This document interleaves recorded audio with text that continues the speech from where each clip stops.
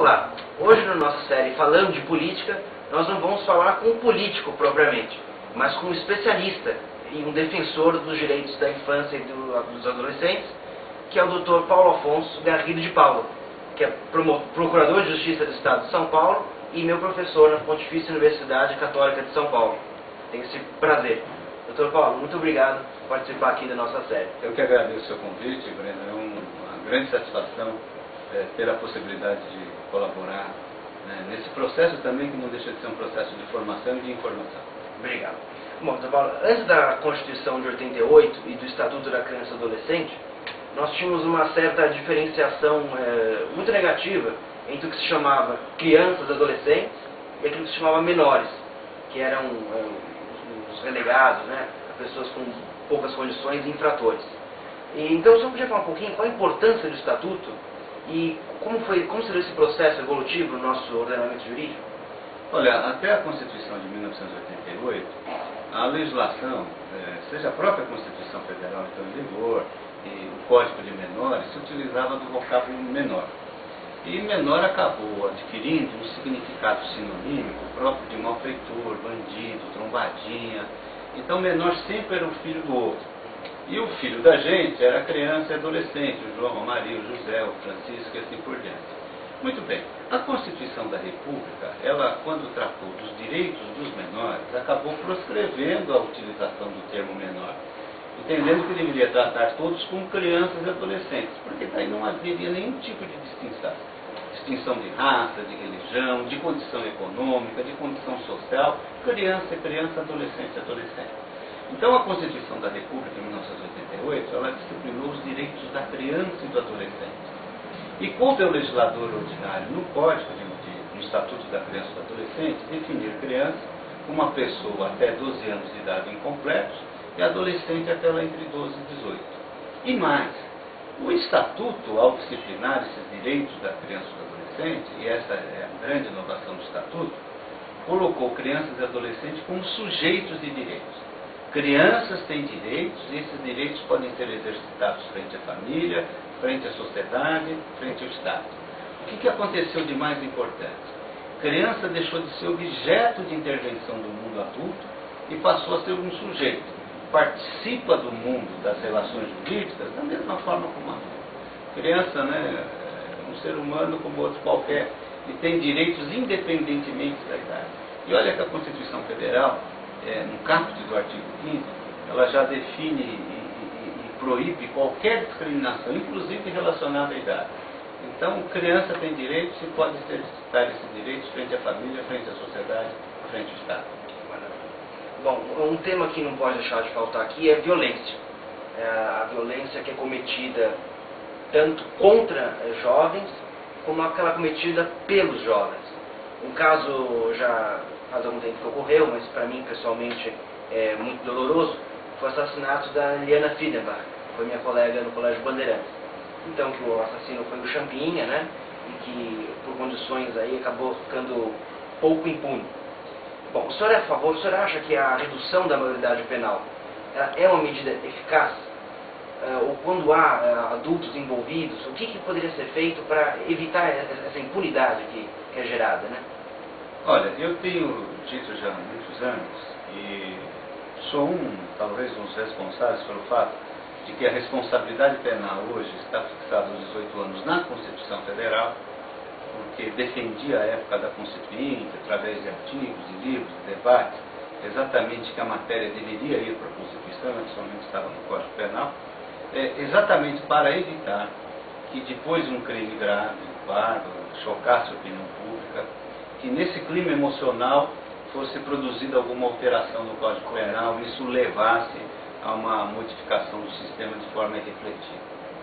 Em primeiro lugar, nós devemos aceitar que o sistema de responsabilização dos adultos, infelizmente, ele tem sido ineficaz como instrumento de combate à criminalidade. Se o sistema de colocação de adulto em prisão tivesse a eficácia necessária para reduzir os índices de criminalidade, eu seria favorável a essa redução, mas não é. Na realidade, o Estatuto da Criança e do Adolescente, ele possibilita a incriminação a partir dos 12 anos de idade. o adolescente já pode receber, como consequência do ato criminoso praticado, uma medida privativa de liberdade igual dos adultos. Agora, com duas diferenças fundamentais. A primeira, ele não vai ficar numa prisão de adultos. Segundo, o limite, o período de internação, até pela pouca idade que ele tem, deve ser menor. Então, o Estatuto da Criança e do Adolescente, ele acabou prescrevendo 3 anos como limite máximo de privação de liberdade. Então, um adulto, quando comete um crime, pode ser privado de liberdade. Um adolescente também. Agora, o que vai variar é que o estabelecimento é um estabelecimento próprio e o período de internação de privação de liberdade é menor. Então, o que nós devemos discutir não é a responsabilização da criança ou do adolescente, notadamente do adolescente, porque ele já é responsabilizado nos termos do Estatuto. O que nós devemos discutir é a qualidade desta responsabilização. Primeiro, do ponto de vista quantitativo, ela é suficiente? Será que para esses crimes graves, como você lembrou esse caso doloroso do passado, não seria conveniente que a medida fosse além dos 3 anos de idade, porque de extremada gravidade?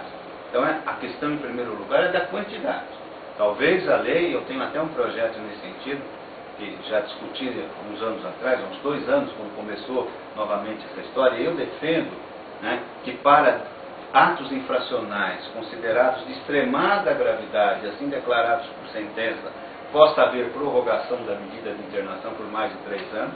Seria uma alteração do Estatuto. A alteração do Estatuto exatamente para dar maior credibilidade a esse sistema e ter uma resposta mais severa para esses crimes graves. Não é para todo crime, mas esses crimes que a lei descrevesse como de extremada gravidade. Né? Apenas para exemplificar. Roubo é um crime grave, sem dúvida, mas existem roubos e roubos. Correto. Alguém ingressa numa residência, é um roubo muito grave. Agora, alguém ingressa na residência, não só subtrai bens, né, mas pratica ali um latrocínio, né, inclusive de forma cruel, colocando fogo nas vítimas, por exemplo, como infelizmente às vezes tem processos que retratam isso. Esse crime é de extremada gravidade.